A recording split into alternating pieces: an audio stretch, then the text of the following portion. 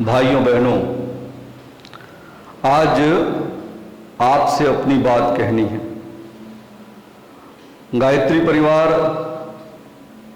के उन सभी अंग अवयवों से जो गुरुदेव को बहुत मानते हैं और गुरुदेव के अंग अवयव हैं, उन सब से अपनी बात कहनी है। कुछ कहने का मन है। कुछ दिनों से आप सबके फोन भी आते हैं और एक कठिन समय से कहीं हम लोग गुजर रहे हैं, इसलिए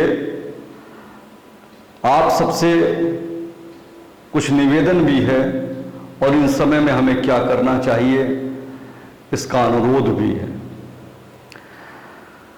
मित्रों, जो गायत्री परिवार की आलोचना भी करते हैं वो अच्छी तरीके से जानते हैं कि गायत्री परिवार के अंदर कुछ खास है। जो कहते हैं ये लोग वो करते हैं और नए से नए और नवीन कार्य करते हैं। चाहे कोई पहाड़ियां हरी कर रहा हो किसी क्षेत्र में, चाहे कोई अपने क्षेत्रों में नदियां साफ कर रहा हो, चाहे आदर्श ग्राम की भूमिका हो और आदर्श ग्राम बना रहे हो लोग, चाहे बाल संस्कार शालाओं को लोग लेकर के चल रहे हो अपने घरों में, ग्रह ग्रह गायत्री यज्ञ हो, दीक्षा संस्कार हो, और चाहे ये कह लीजिए व्यसन मुक्ति आंदोलन हो, ऐसे बहुत सारे आंदोलन, ऐसे बहुत सारे सूत्र परम पूज्य गुरुदेव के लेकर के लोग चल रहे हैं। और दबे मुंह ही सही, लेकिन बहुत सारी संस्थाएं इस बात को मानती हैं कि गायत्री परिवार के साथ एक शक्ति काम कर रही है, उसके साथ एक साधना काम कर रही है। हमारे उन कार्यकर्ताओं की ऊर्जा जिन्होंने इसके साथ तपे हैं, गले हैं और नींव के पत्थर बने हैं, वो सारे लोग इसके साथ कार्य कर रहे हैं। न जाने कितनी ऐसी आत्माएं परम पूज्य गुरुदेव के साथ मिलकर के कार्य कर रही हैं। ऋषि सत्ताएं किस तरीके से काम कर रही हैं ये हम सब जानते हैं। युग परिवर्तन होने जा रहा है, सबको प्रत्यक्ष रूप से नजर आ रहा है। गुरुदेव ने जिस बात को लिखा था 21वीं सदी उज्जवल भविष्य, आज लोगों के मुंह से वही बातें निकलने लगी। आज लोग बोलने लगे हैं कि युग परिवर्तन होना सुनिश्चित है और महाकाल इसको लात मार के भी ठीक करा लेंगे। गुरुदेव ने जो जो बातें कही हैं वो पूरी हो रही हैं, हमें प्रत्यक्ष रूप से नजर आ रही हैं। पर कहीं ना कहीं हम सबके संस्कारों में भी कुछ ना कुछ बदलाव आ रहा है। कुछ लोग बहुत अच्छा बनने की भी बात रखते हैं, बहुत सारे ऐसे लोग हैं जिन्हें गुरुदेव को पढ़ा है, गुरुदेव के सूत्रों पर चले हैं, साधना की है और एक सकारात्मक साधनाएं की है, एक समाज को लेकर के आगे बढ़ने की साधना की है। वे लोग निश्चित ही गायत्री परिवार का नाम ही नहीं, अपने कुल, अपनी मर्यादा, अपने श्रेय और उस सम्मान के भागीदार हैं। उनको वाकई सम्मान मिलने जा रहा है। गुरुदेव ने हम सबको कई बार कहा है, गुरुजी और माता जी ने, बेटा हमने तुमको चिन्हित किया है, तुमको अपनी अपनी जगह पर लगाया है, तुम्हें अपनी जगह पर रह करके कार्य करना है। ये परम पूज्य गुरुदेव और माता जी के निर्देश हैं। बेटा इस संस्कारी आत्माओं को हमने इकट्ठा किया है और इकट्ठा करके ये परिवार बनाया है और तुमसे बहुत काम लेना है हमको। कई बार हम लोगों ने कई ऐसे कार्य किए और ऐसे कई संकल्प समारोह में हम लोगों ने भाग लिया है। गुरुदेव के विचारों को लेकर के अश्वमेध यज्ञ किए कि आप गुरुदेव की लाइनों को कहीं काट पाइए तो बताइए। हमारे गुरुदेव ने जो साहित्य लिखे और बड़े बड़े लोगों ने, बड़े बड़े शास्त्रार्थ करने वाले लोगों ने, बड़े बड़े ब्राह्मणों ने उसको पढ़ा और कहा ना, परम पूज्य गुरुदेव ने जो लिखा है, जितनी सरल भाषा में लिखा है, ये हम सब जानते हैं, ये सब हम सब जानते हैं कि हम लोग के पीछे वो एक शक्ति महाकाल की काम कर रही है। पर ये समय कठिन है, हमारे परिवार के लिए कठिन है, क्योंकि यहीं पर अपने और परायों का पता चलता है। वे चिन्हित होते हैं। जिस तरीके से गुरुदेव ने हम सबको चिन्हित किया है और हर व्यक्ति को अपनी अपनी जगह पर बैठाया है, वैसे ही वो लोग भी चिन्हित होंगे। उन लोगों की भी दुर्दशा होने जा रही है।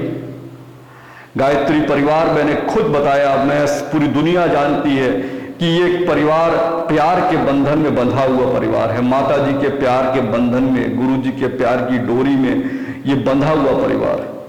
पर इस प्यार के ऊपर, इस परिवार के ऊपर आघात हो रहा है। उतार चढ़ाव तो हमने कई बार देखे हैं गायत्री परिवार में। गुरुदेव के समय में भी लोग उनको चाकू मारने आए थे।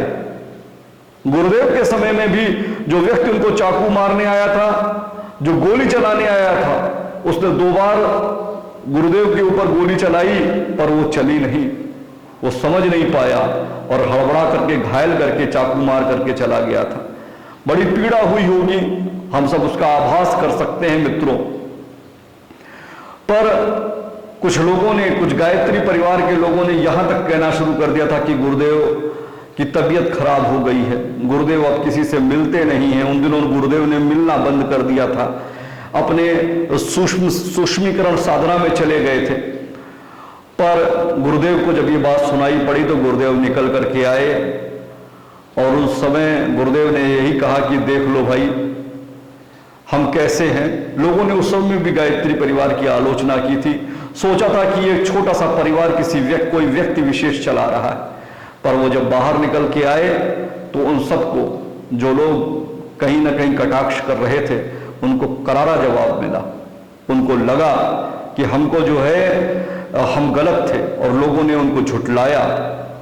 उसके बाद भी हमने देखा है कि सन 2000 के करीब मिशन में छटनी का दौर आया और कुछ लोगों ने अपने आप को, अपने अस्तित्व को इतना ऊंचा उठाने की कोशिश की कि अलग संस्था बना करके उन्होंने अलग आश्रम बनाने की, शांत कुंज के बराबर आश्रम बनाने की बात सोची, शांत कुंज के अखंड ज्योति के बराबर अखंड ज्योति निकालने की बात सोची। मित्रों, कुछ नहीं हुआ उनका अंत कैसा हुआ ये सब जानते हैं। तीनों लोकों में उनको कोई पूछने वाला नहीं था। गुरुदेव के साथ चलते थे, मिशन के साथ चलते थे, मिशन के परिजनों के साथ चलते थे, तो लोग उनको जानते थे, उनका सम्मान करते थे, उनको प्यार करते थे। पर उसके बाद उनको कोई नमस्ते करने वाला नहीं मिला, कोई प्रणाम करने वाला नहीं मिलता था। बहुत सारे लोग इस चीज से परिचित हैं। तो ये योजना महाकाल की है, ये परिवार महाकाल का है। इसका आभास प्रत्येक परिजन को है। जैसे कृष्ण, हर गोपिका जानती है कि कृष्ण उसी का है, वैसे हम सबको पता है कि गुरुदेव हमारे हैं। पता नहीं कितने ऐसे बच्चे जो जहां गांव में भी बैठे होंगे वो भी जानते हैं कि गुरुदेव ने हमारे लिए इस समय में कुछ किया है, कुछ खास किया है। हम कहीं ना कहीं लड़खड़ा रहे थे तो गुरुदेव ने हमको रोका है, गुरुदेव ने हमको सही रास्ता दिखलाया है। तो मित्रों, गुरुदेव का वही प्यार, वही दुलार, वही जीजी ने हम सबको दिया है। और हर परिवार की एक आत्मा होती है, एक धूरी होती है। वो जीजी हमारी आत्मा है, हमारी धूरी है।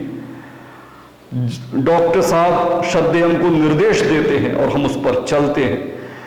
मित्रों, ये समय ऐसा है कि कुछ कालनेमी हमारे ऊपर छीटा कसी कर रहे हैं। पिछले 10 वर्षों से कुछ कालनेमी सक्रिय हैं।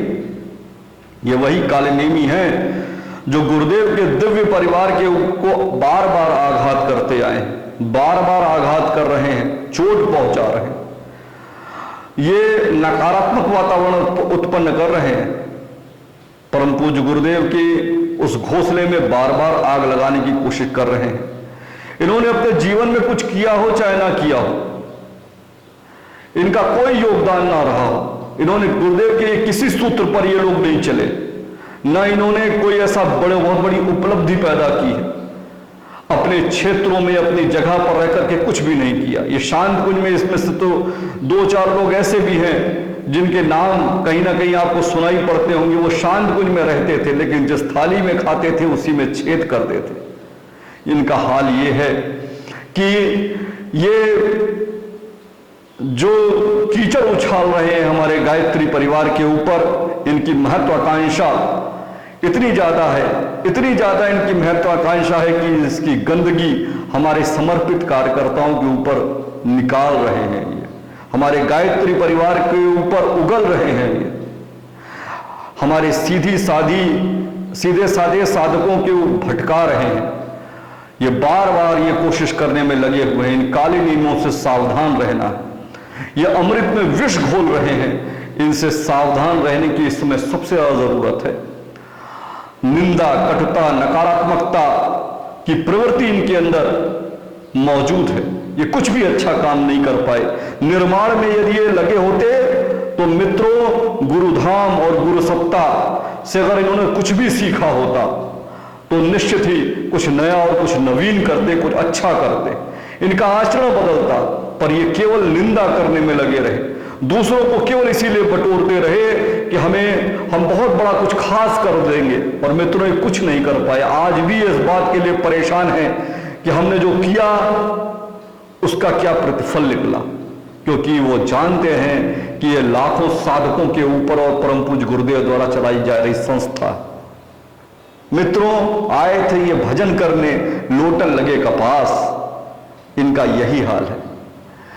गुरुदेव एवं माता जी के संस्कारों को ये अपमानित कर रहे हैं, उनकी पुत्री को, हमारी जीजी को ये अपमानित कर रहे हैं। आज की संस्कृत की सीता के ऊपर इन्होंने उंगली उठाई है। निश्चित है मित्रों, इनको दंड मिलेगा। मैं देखता हूं सोशल मीडिया के ऊपर आप सब इतना ज्यादा एक्टिव है, इतनी आपकी गुस्सा दिखलाई पड़ती है, इतनी इनको आप बद्दुआएं दे रहे हैं, इनको इतना कमेंट कर रहे हैं कि मेरे ख्याल से ये बेशर्म है, इसीलिए इनको नींद आ रही है। पर इनको करारा जवाब मिलेगा। आने वाले दिनों में ये उतार चढ़ाव तो चलते रहेंगे, पर निश्चित इसका दंड बहुत बड़ा होगा, इनको इस बात का आभास नहीं है। साथियों, भाइयों, बहनों, कालनेमियों के इन कुछ चक्रों से, ऐसी बातों से हमको बचना है, ऐसी भावनाओं से हमें बचना है और दूसरों को भी बचाना है। यह हमारा कर्तव्य भी है और दायित्व भी है। 10-12 साल में कभी कभी सूरज के ऊपर भी काले धब्बे आ जाते हैं, पर स्वयं ही मिट जाते हैं। मिशन रूपी सूर्य के ऊपर भी ऐसे ही काले धब्बे आ गए हैं, वो स्वयं ही मिट जाए। हमें तो केवल एक ही काम करना है, हमारी श्रद्धा और समर्पण ऊंचा उठे, धैर्य और विश्वास हमारा बना रहे, साधना मजबूत हो, उसमें बल आए, हमारा संगठन मजबूत हो, उस पर हमको जो है ध्यान देना है। कोई भी आदमी हमसे टूटना नहीं चाहिए, और हमारे जो रचनात्मक कार्य चल रहे हैं वो इस समय भी वेगवान गति से कार्य करते रहें। हमें अपनी कार्यों पर पूरा ध्यान देना है। ये सब छोटी मोटी बातें कल आई हैं और आज चली जाएंगी। आज बेचैन है स्वर्ग में शक्तियां, हे मनुष्य तुम उठो दिव्य अनुदान दो। इसी भावना के साथ मैं अपनी बात को विराम देता हूं। धन्यवाद। ओम शांति।